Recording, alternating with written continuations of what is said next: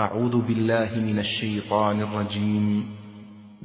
قل هذه سبيلي أدعو إلى الله على بصيرة أنا ومن اتبعني وسبحان الله وما أنا من المشركين.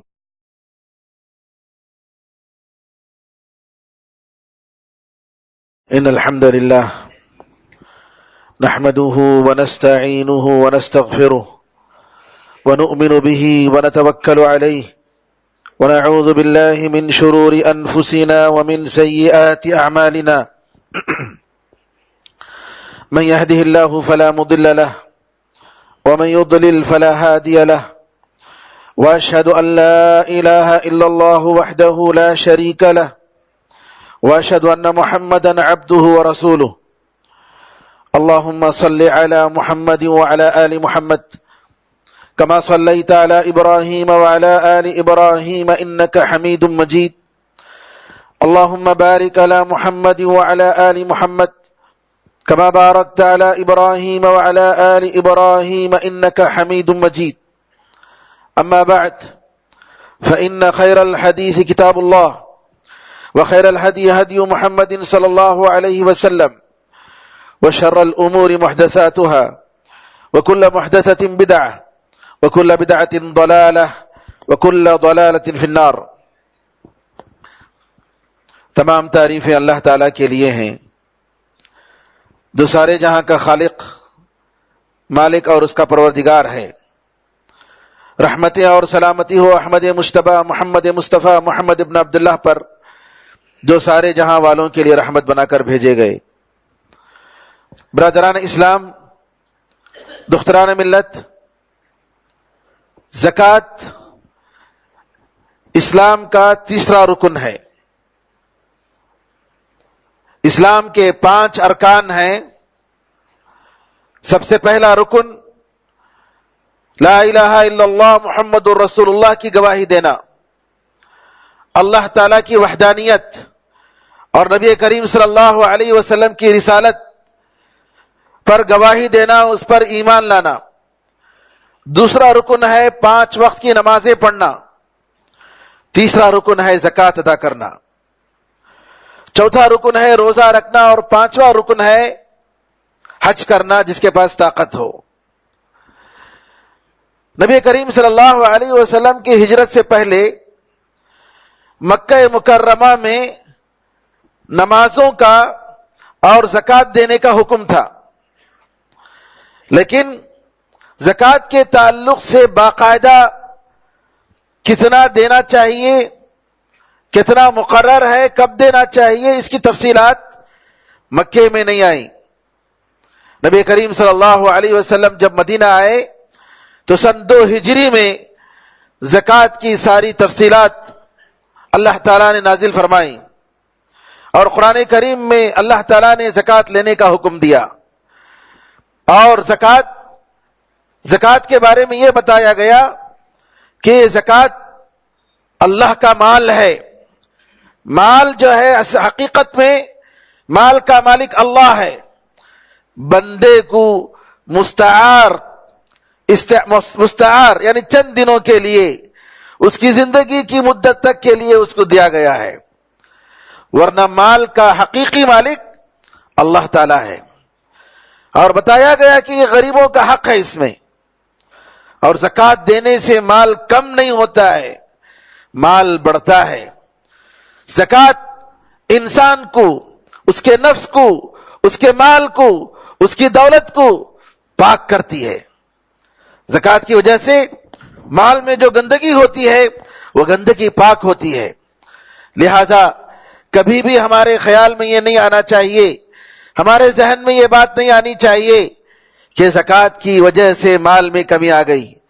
نبی کریم صلی اللہ علیہ وسلم نے فرمایا ما نقصت صدقۃ من مال، کہ جو ہے مال میں کسی بھی قسم کی کمی نہیں آئی، صدقہ کی وجہ سے، زکوٰۃ کی وجہ سے، خیرات کی وجہ سے، ہرگز نہیں. اللہ نے فرمایا ما عندکم ينفد وما عند اللہ باق، تمہارے پاس جو مال ہے، جو دولت ہے، یہ ختم ہو جائے گی، لیکن اللہ تعالیٰ کے پاس جو ہے وہ باقی رہنے والی چیز ہے. اللہ کے پاس جو دیتے ہیں وہ باقی رہنے والی چیز ہے. قرآن میں اللہ نے یہ بھی فرمایا کہ تم جو زکوٰۃ کو دیتے ہو اللہ تعالیٰ کی رضامندی کے لیے فَأُولَئِكَ هُمُ الْمُضْعِفُونَ، کہا اللہ تعالیٰ نے کہ یہ لوگ اپنے مال کو بڑھانے والے ہیں. مال کی وجہ سے، زکوٰۃ کی وجہ سے مال و دولت میں برکت آتی ہے. لہذا کبھی بھی ایک مومن کو تصور نہیں کرنا چاہیے کہ میرے مال میں کمی ہو جاتی ہے. شرح صدر کے ساتھ، خوش دلی کے ساتھ اچھا مال، بہتر مال دینا چاہیے. اور مال کے عطا کرتے ہوئے جو فرض ہے انسان پر، زکوٰۃ کے مال میں میڈیم قسم کا مال، خاص طور پر جانوروں میں، غلوں میں، پھلوں میں جو دینا چاہیے وہ میڈیم قسم کا مال جو ہے فرض ہے. لیکن اچھا مال دیتا ہے تو اس کی مرضی ہے. زکوٰۃ ہر مسلمان پر فرض ہے، چاہے مرد ہو کہ عورت. بچے کا اگر مال ہے اس مال پر زکوٰۃ ہے اگر وہ نصاب کو پہنچتا ہے. نصاب کا مطلب عربی زبان میں وہ فکسڈ اماؤنٹ جس کے پہنچنے کے بعد زکوٰۃ دینا فرض ہوتا ہے، اس کو عربی میں اسلامی اصطلاح میں نصاب کہتے ہیں. اور زکوٰۃ کی فرضیت کے لیے دوسری شرط یہ ہے کہ اسلامی کیلنڈر کے حساب سے وہ مال آپ کے پاس آنے کے بعد اس پر 1 سال جب گزر جائے تو اس پر زکوٰۃ دینا فرض ہوتا ہے. کھیتی باڑی کی زکوٰۃ، وہ جو غلے جو کھیتی باڑی سے نکلتے ہیں، اسی طریقے سے وہ پھل جن کو تولا جا سکتا ہے، جن کو ناپا جا سکتا ہے، جب کبھی اس کی پیک ہوتی ہے، پھل آپ نکالتے ہیں، کاٹتے ہیں، کاشت آپ کاٹتے ہیں، غلے نکالتے ہیں، تو ایسے موقع پر اسی وقت جس وقت پھل اور غلہ کاٹا جاتا ہے، نکالا جاتا ہے، اسی وقت زکوٰۃ دینا فرض ہے. جیسا کہ اللہ نے فرمایا وَآتُوا حَقَّهُ يَوْمَ حَصَادِهِ، اللہ نے فرمایا کہ کھیتی باڑی کا جو حق ہے، جس دن تم کاٹتے ہو، کاشت کرتے ہو، اس دن جو ہے اس کا حق ادا کرو. جس دن تم فصل کاٹتے ہو، جس دن تم پھل کاٹو گے، اس دن اس کا جو ہے ادا کرنا فرض ہے. اور اس کا نصاب جو ہے 610 کلو ہے. 610 کلو گرام کھجور ہے. اسی طریقے سے دوسری چیزیں ہیں، غلات ہیں، چاول ہے، گیہوں ہے. اگر یہ 610 کلو اگر پہنچتے ہیں تو اس میں زکوٰۃ فرض ہے. اور اگر یہ کھیتی باڑی، اگر ان کھیتوں کی پانی پلانے کا ذریعہ آسمانی بارش ہے، ندیاں ہیں، آدمی خود سے اپنی محنت سے پانی نہیں پلاتا ہے، تو ایسے موقع پر 10% اس کو دینا ضروری ہے زکوٰۃ. 10% زکوٰۃ نکالنا فرض ہے. اور اگر پانی پلاتا ہے، محنت کرتا ہے سینچ کر موٹر کے ذریعے، تو اس میں 5% زکوٰۃ دینا فرض ہے. اب رہی بات سونے اور چاندی اور اسی طریقے سے کرنسی کی. سونا اور چاندی، سونے کے بارے میں جیسا کہ آپ کو معلوم ہے کہ اگر کسی کے پاس 80 پر 5 گرام سونا زیور کی شکل میں یا کسی اور شکل میں اگر سونا ہے یا اس سے زیادہ ہے تو اس میں 2.5% زکوٰۃ دینا ضروری ہے. 80 پر 5 گرام، 80 پر 4 گرام ہے تو اس پر زکوٰۃ فرض نہیں ہے. لیکن اگر آدمی مالک ہے، عام طور پر یہ ہوتا ہے کہ ہمارے گھروں میں عورتوں کی جو زیورات ہوتے ہیں اس کا مالک شوہر ہوتا ہے. بچوں کے جو زیورات ہوتے ہیں، چھوٹے بچے، ان کا مالک باپ ہوتا ہے. اور باپ جب چاہے ان زیورات کو خریدتا ہے، بیچتا ہے، خرید کر دیتا ہے اور ان میں تصرف کرتا ہے. اور اگر ایسی بات ہے تو سارے زیورات، چاہے وہ بچوں کے ہوں، چاہے وہ بیویوں کے ہوں، سب کو جوڑ کر زکوٰۃ نکالنی چاہیے. یہ نہیں کہ بچے کا یہ مال ہے اور جو ہے ہم اس کی زکوٰۃ نہیں دیں گے کیونکہ 80 پر 5 گرام نہیں ہے. نہیں میرے بھائیوں، یہ سارے، کیونکہ باپ یا شوہر اگر اس کے پاس پورا کنٹرول ہے اور اپنے زیورات پر وہ کنٹرول رکھتا ہے، اپنی بیوی بچوں کے زیورات پر، تو سب کو جوڑ کر اس کی زکات نکالے گا. لیکن اگر بیوی کا کنٹرول ہے بیوی کے زیورات پر، بیوی کی مرضی کے بغیر اس مال کو آپ بیچ نہیں سکتے، اگر ان کا کنٹرول ہے تو یہ الگ ہے، اس کا الگ حساب ہوگا. اور شوہر کے پاس اگر الگ ہے تو شوہر کا حساب الگ ہوگا. تو بہرحال نصاب کے بارے میں یہ معلوم کرنا ضروری ہے کہ سونا جو زیورات ہیں 80 پر 5 گرام یا اس سے زیادہ ہے تو اس میں سے 2.5% زکات نکالیں گے. چاندی میں چاندی کی بنگڑیاں پہنتے ہیں، چاندی کے ہار پہنتے ہیں، اسی طریقے سے پٹیاں پہنتے ہیں، پیر میں انگوٹھیاں پہنتے ہیں. اگر چاندی 595 گرام 595 یعنی 600 گرام کو 5 گرام کم اگر ہے، 590 پر 5 گرام اگر چاندی اگر ہے تو اس میں زکات فرض ہے اور اس میں سے 2.5% زکات دینا ضروری ہے. اسی طریقے سے تجارت کا جو مال ہے، مال تجارت، اس کا بھی حکم کرنسی کے برابر ہے، سونے کے برابر ہے.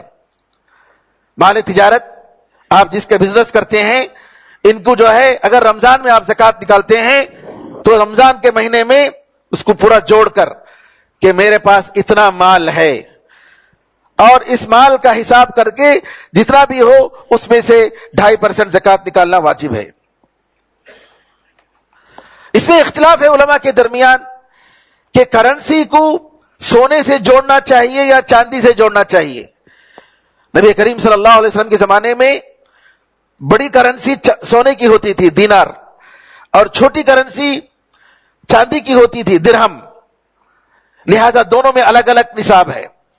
لیکن جیسا کہ میں اس سے پہلے بتایا ہوں کہ ڈالر، اسی طریقے سے کرنسی جو روپیہ ہے انڈین روپیز، اس کے بارے میں گورنمنٹ یہ ڈکلیئر کرتی ہے اپنے دستور میں کہ ہمارا جو کرنسی ہے روپیہ یہ سونے کے برابر ہے، اس کے برابر یہ سونے سے جو ہے کمپیئر کیا جائے گا.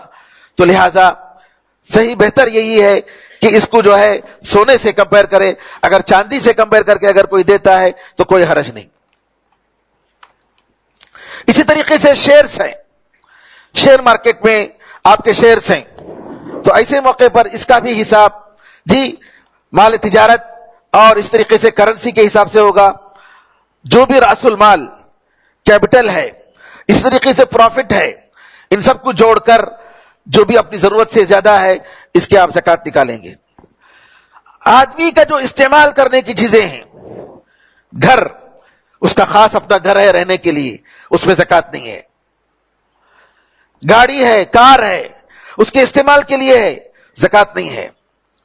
لیکن اگر گاڑیوں کی بزنس ہے، کاروں کی بزنس ہے، اسی طریقے سے گھروں کی بزنس ہے، زمینوں کی بزنس ہے، تو ان زمینوں کی اور گھروں کی اس وقت کے حساب سے اس کی لاگت اگر آج بیچیں گے تو اس کی کیا قیمت ہوگی، اس کے حساب سے زکات نکالنی پڑے گی، 2.5% زکات دینی پڑے گی. اگر آپ کی کوئی زمین ہے اور وہ زمین اپنے گھر کے لیے بنا رکھے ہوئے ہیں، اپنے گھر کے لیے رکھے ہوئے ہیں تو اس میں زکات نہیں ہے. فیکٹری ہے، فیکٹری کی مشینیں ہیں، فیکٹری کی زمین ہے، اس پر زکات نہیں ہے. کھیتی باڑی کی زمین ہے، اس پر زکات نہیں ہے. فیکٹری سے جو مال نکل کر آتا ہے اس پر زکات ہے. اور اسی طریقے سے جو مشینیں ہیں اس پر زکات نہیں ہے. مشینوں سے جو چیز نکل کر آتی ہے اور جو مارکیٹ میں مال تجارت کے طور پر جاتی ہے اس پر زکات ہے.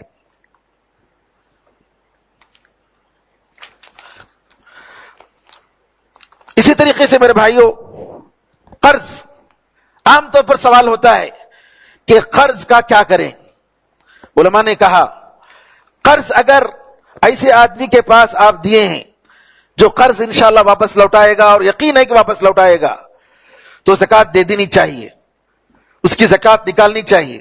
ہاں، علماء نے کہا اگر وہ پیسے واپس آنے کے بعد اگر آپ زکات دیتے ہیں سارے سالوں کا تو کوئی حرج نہیں، یا تو آپ اسی وقت نکال دیں یا پیسے واپس آنے کے بعد ان کے زکات نکالیں.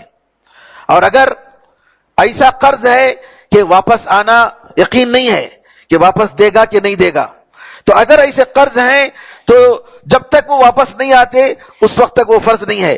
واپس آنے کے بعد 1 سال کی زکات نکالیں گے. مثال کے طور پر کوئی شخص آپ کے پاس سے پیسے لے کر گیا قرض اور 10 سال تک رکھا رہا, امید نہیں کہ واپس آئے گی, وہ پیسے واپس آئیں گے, تو ایسی صورت میں آپ کو جب پیسے واپس آ جائیں, قرض واپس آنے کے بعد اس کی 1 سال کی زکات آپ نکالیں گے. اسی طریقے سے اگر قرض ہے اور قرض جو ہے ابھی آپ کے پاس ملنے والا ہے تو اس وقت کا اس کی زکات بھی نکالیں گے. یعنی قرض آپ دے رہے ہیں, دے کر جو ہے آپ کو 1 سال کے مدت میں 1 سال ہونے سے پہلے ہی آپ کو واپس ہو جا رہا ہے, تو اس کی زکات آپ کو اسی سال آپ کو نکالنی پڑے گی, یہ نہیں کہ واپس آنے تک اس کا انتظار کریں گے. میرے بھائیوں, رمضان کا مہینہ, یہ مبارک مہینہ, یہ ہمدردی کا, غم گساری کا, غمخواری کا مہینہ ہے. اس مہینے میں نبی کریم صلی اللہ علیہ وسلم نے ہمیں غریبوں کا خیال کرنے کا حکم دیا. روزے کی فرضیت جو اللہ تعالیٰ نے کی, اس کی کئی حکمتوں میں سے ایک حکمت یہ کہ ہم غریبوں کی بھوک کو ہم محسوس کریں, ان کی فاقہ کشی کو محسوس کریں. اور خاص طور پر میرے بزرگوں, بھائیوں, بہنوں, کچھ ایسے گھرانے ہیں جن کے دیکھنے والے کوئی نہیں ہیں, جن کے مرد کوئی نہیں ہیں, بیوہ خاتون ہیں, جی مطلقہ عورتیں ہیں, دیکھ بھال کرنے والا کوئی نہیں ہے. ان کی روٹی اور ان کی عزت بچانے کے لیے جی کوئی ان کے پاس وسائل نہیں ہیں. ایسی صورتوں میں چاہیے کہ اپنے جاننے والوں میں, اپنے قریبی لوگوں میں یا دور کے لوگوں میں ایسے لوگوں کو زکات دینی چاہیے, ایسے لوگوں میں صدقہ اور خیرات کرنا چاہیے, اور ایسے لوگوں کی غمگساری کرنی چاہیے. صحابہ رضی اللہ اجمعین کے زمانے میں, نبی کریم صلی اللہ علیہ وسلم کے زمانے میں بڑی مثالیں ملتی ہیں کہ کس طریقے سے یہ لوگ غریبوں کا خیال کرتے تھے, مسکینوں کا خیال کرتے تھے. ابو ہریرہ رضی اللہ عنہ فرماتے ہیں کہ ایک صاحب نبی کریم صلی اللہ علیہ وسلم کے پاس آئے اور آ کر کہا, اللہ کے رسول, فاقہ کشی کا عالم ہے, کئی دنوں سے میں نہیں کھایا ہوں, بھوک سے حالت میری خراب ہو رہی ہے. نبی کریم صلی اللہ علیہ وسلم نے اس آدمی کو اپنے بیویوں کے بعض گھروں میں بھیجا, کہا کہ دیکھو اگر کھانے کے لیے کچھ ہے تو ان کو کھلاؤ. گھر سے جواب آیا, کئی بیویوں کے گھر سے جواب آیا, والذی بعثک بالحق ما عندی الا ما, اس ذات کی قسم جس نے آپ کو حق کے ساتھ بھیجا ہے, ہمارے گھر میں پانی کے سوا کچھ نہیں ہے, پانی کے سوا کچھ نہیں ہے. ساری بیویوں نے یہی جواب دیا کہ ہمارے پاس کھانے کے لیے کچھ نہیں ہے, پانی ہے, بس اس کے علاوہ اور کچھ نہیں ہے. نبی کریم صلی اللہ علیہ وسلم نے اعلان کیا, ان کو کون آج اپنے گھر مہمان بنائے گا, ان کی مہمان نوازی کون کرے گا؟ ایک انصاری صحابی کھڑے ہوتے ہیں, اللہ کے رسول میں کرتا ہوں. لے گئے اس مہمان کو, بیوی سے کہا تمہارے پاس کچھ ہے کھانے کے لیے؟ بیوی نے کہا کہ نہیں, کچھ نہیں ہے سوائے بچوں کا کھانا ہے. شوہر نے کہا بچوں کو کسی بھی طریقے سے پھسلا کر سلا دو, اور جب کھانے کا وقت آئے تو چراغ رکھ کر کھانا رکھ دو, اور جب کھانے کے لیے ہم بیٹھ جائیں تو اس وقت جو ہے چراغ کو گویا ہم صحیح کر رہے ہیں, اس طریقے سے تم اس کو بجھا دو تاکہ مہمان کھا لے پیٹ بھر کر اور ہم بھوکے رہیں. ایسا ہی کیا. نبی کریم صلی اللہ علیہ وسلم کو جبریل امین نے بتا دیا کہ کل جو میزبان تھے ان کے گھر میں ایسا ایسا ہوا. نبی کریم صلی اللہ علیہ وسلم نے فرمایا کہ اللہ تعالیٰ تمہارے دونوں کے کاموں سے بڑا تعجب کیا, کس طریقے سے تم لوگوں نے مہمان نوازی کی, خود کو بھوکا رکھا اور مہمان کو کھلایا. قرآن کریم کی آیت اتری, وَيُؤْثِرُونَ عَلَىٰ أَنفُسِهِمْ وَلَوْ كَانَ بِهِمْ خَصَاصَةٌ, کہ دوسروں کو اپنے آپ پر ترجیح دیتے ہیں اگرچہ کہ وہ خود محتاج ہی کیوں نہ ہو. ابو موسیٰ رضی اللہ تعالیٰ کہتے ہیں کہ نبی کریم صلی اللہ علیہ وسلم نے فرمایا, اشعری یمن کے لوگ تھے, یمن کا قبیلہ تھا. یہ لوگ اگر جب محتاج ہو جاتے, جنگ میں ان کے پاس کھانے کے لیے کچھ نہیں ہوتا یا کھانا کم پڑ جاتا, تو ہم نے دیکھا کہ یہ لوگ آپس میں بیٹھ کر جو بھی کھانا ہے جی سب جمع کرتے ہیں اور آپس میں تقسیم کرتے ہیں. رسول اللہ صلی اللہ علیہ وسلم نے فرمایا یہ مجھ سے ہیں اور میں ان میں سے ہوں. یعنی سبحان اللہ، دوسروں کی ہمدردی، دوسروں کے غم میں شریک ہونا، دوسروں کی تکلیف میں شریک ہونا، دوسروں کی پریشانیوں میں شریک ہونا اور تسلی کے جملے کہنا اور ان کے ساتھ ان کا خیال کرنا، ان کی ضرورتوں کو پوری کرنا، یہ اسلام کے حقوق میں سے ہے، مسلمانوں کے حقوق میں سے ہے۔ نبی کریم صلی اللہ علیہ وسلم فرماتے ہیں 2 آدمی کا کھانا 3 آدمی کے لیے کافی ہے، 3 آدمی کا کھانا 4 آدمی کے لیے کافی ہے۔ کیا مطلب؟ اگر ایک آدمی ایکسٹرا آ گیا تو یہ مت سمجھو کہ ہمارے پاس کھانا نہیں ہے، جو کھانا ہے اس کو رکھ کر ایڈجسٹ کرو اور اس کو بھی کھلاؤ اور تم بھی کھاؤ۔ ایک اور واقعہ، عبد الرحمن بن ابی بکر صدیق رضی اللہ عنہ، ابو بکر صدیق رضی اللہ تعالیٰ عنہ کے فرزند اصحاب صفہ، ان کے بارے میں کہتے ہیں کہ محتاج صحابہ تھے، غریب صحابہ، کئی دنوں سے کھانا نہیں۔ نبی کریم صلی اللہ علیہ وسلم نے کہا کہ اگر کسی کے پاس 2 آدمی کا کھانا ہو تو تیسرے کو لے جائے، 3 آدمی کا کھانا ہو چوتھے کو لے جائے، 4 آدمی کا کھانا ہو تو 5ویں کو لے جائے۔ ابو بکر صدیق رضی اللہ تعالیٰ عنہ 3 آدمیوں کا کھانا ان کے پاس تھا اور انہوں نے اپنے گھر بھیجا اور ان کے بیٹے عبد الرحمن بن ابی بکر سے کہا کہ لے جاؤ اور مہمانوں کو کھلاؤ، مجھے کام ہے نبی کریم صلی اللہ علیہ وسلم کے ساتھ، میں دیر سے آؤں گا۔ نبی کریم صلی اللہ علیہ وسلم کے ساتھ ابو بکر صدیق بیٹھ کر کھاتے ہیں اور آپ کے ساتھ مصروف ہوتے ہیں۔ تھوڑی دیر کے بعد ابو بکر صدیق رضی اللہ تعالیٰ گھر جاتے ہیں، دیکھتے ہیں کہ مہمان بیٹھے ہیں اور کھانے کا انتظار کر رہے ہیں، میزبان کا انتظار کر رہے ہیں۔ ابو بکر صدیق کو غصہ آیا، اپنے بیٹے پر گرم ہوئے، انہیں سخت سست کہا کہ کیوں تم نے مہمانوں کو نہیں کھلایا؟ کہا میں کیا کروں، کھانا رکھا ہے اور وہ انکار کر رہے ہیں کہ جب تک میزبان ابو بکر نہیں آئیں گے ہم اس وقت تک نہیں کھائیں گے۔ پھر اس کے بعد ابو بکر صدیق رضی اللہ تعالیٰ ناراض ہوئے، کہتے ہیں ابو بکر رضی اللہ تعالیٰ نے قسم کھائی، کہا کہ ہرگز میں نہیں کھاؤں گا، آپ لوگ کھاؤ، قسم کھا کر۔ مہمانوں نے کہا کہ اللہ کی قسم جب تک آپ نہیں کھائیں گے ہم نہیں کھائیں گے۔ پھر اس کے بعد ابو بکر صدیق رضی اللہ تعالیٰ عنہ اپنے قسم توڑ کر مہمانوں کو راضی کرنے کے لیے کھاتے ہیں، کہتے ہیں کہ ہم کھاتے جا رہے ہیں، جیسے جیسے کھاتے جا رہے ہیں ویسے ویسے کھانے میں برکت آتی جا رہی ہے، کھانا بڑھتا جا رہا ہے، جتنا کھانا تھا اور بڑھ گیا۔ ابو بکر صدیق رضی اللہ عنہ نے کہا ارے یہ کیا ہو رہا ہے؟ اپنی بیوی سے کہا ارے بنو فراس کی بہن ذرا بتاؤ یہ کیا ہو رہا ہے؟ بیوی نے کہا میرے آنکھوں کی ٹھنڈک، جس وقت میں کھانا رکھی تھی اس سے بڑھ کر 3 گنا زیادہ ہے کھانا، اللہ تعالیٰ کی طرف سے برکت۔ نبی کریم صلی اللہ علیہ وسلم ابو بکر صدیق رضی اللہ تعالیٰ کھانے کے بعد مہمانوں کو کھلا کر یہ کھانا لے جاتے ہیں اور نبی کریم صلی اللہ علیہ وسلم کے پاس لے کر جاتے ہیں۔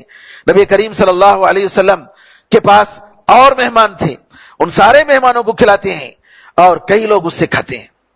میرے بزرگوں، میرے بھائیوں، نبی کریم صلی اللہ علیہ وسلم جو دین لے کر آئے، یہ دین ہمدردی کا دین ہے، غمگساری کا دین ہے، اور اس دین کے ذریعے، اس دین کے اخلاق، اس دین کے ماننے والوں کے اخلاق اور ان کے کیریکٹر کو دیکھ کر کئی ممالک مسلمان ہوئے ہیں، کئی لوگ اسلام میں داخل ہوئے ہیں۔ آج اس ملک میں ہمیں اپنے اخلاق کے ذریعے، اپنے کیریکٹر کے ذریعے، اپنے ہمدردی کے ذریعے، اپنے بلند اخلاق کے ذریعے اس دین کو پھیلانے کی ضرورت ہے۔ میرے بزرگوں، میرے بھائیوں، ہمیں امانت دار بن کر ہماری تجارتوں میں، ہمارے بزنس میں لوگوں کو بتانے کی ضرورت ہے کہ اسلام ایک ایسا مذہب ہے جو ہمیں سارے بہترین اخلاق کا ہمیں حکم دیتا ہے، باتوں میں سچائی، وعدوں میں بالکل صفائی، اور اسی طریقے سے جھوٹ سے دور، خیانت اور غداری اور چیٹنگ سے، ہر قسم کی خیانت سے دور، ایسی بزنس اور ایسا اگر سلوک ہو جائے تو یہاں کے لوگ مسلمان ہو جائیں گے۔ ضرورت ہے اس بات کی میرے بھائیوں کہ ہم سمجھیں کہ آج کے جو حالات ہیں، جو بڑے نازک حالات بنتے جا رہے ہیں، اپنوں میں اور غیروں میں، اس دین کو پھیلانے کے لیے ہر آدمی کا فرض ہے، ہر مسلمان کا فرض ہے کہ وہ حتی المقدور کوشش کرے اور اس دین کو پھیلنے میں رکاوٹ نہ بنے، اس دین کو پھیلنے میں رکاوٹ نہ بنے، آج اگر اس دین کو پھیلنے میں اگر کوئی رکاوٹ ہے تو ہم مسلمان ہیں.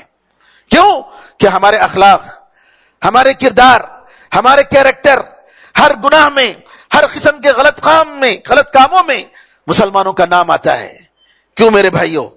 اگر ہم واقعی نبی کریم صلی اللہ علیہ وسلم کے پیرو ہیں اور آپ کی سنت کے پیکر ہیں، ہمارا فرض بنتا ہے کہ ہم نبی کریم صلی اللہ علیہ وسلم کے اس دین کو پھیلانے میں ایک دوسرے کا ساتھ دیں.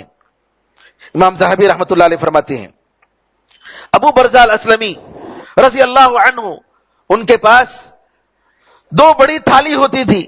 ہمارے پاس خواب بولتے ہیں یا شین بولتے ہیں. صبح میں اور شام میں 2 وقت یہ جو ہے یہ شین اور یہ دستر، یہ کھانا کن کے لیے؟ یتیموں کے لیے، مسکینوں کے لیے اور بیواؤں کے لیے ہوتا تھا. ابو حمزہ صومالی کہتے ہیں، علی بن الحسین روٹی اور آٹے کو اپنی پیٹھ پر لے کر راتوں میں گھومتے تھے اور مسکینوں کے گھروں میں جا کر، تاریکیوں میں جا کر دیتے تھے، اور کہتے تھے کہ رات کے اندھیری میں صدقہ کرنا اللہ تعالیٰ کے غصے کو مٹاتا ہے.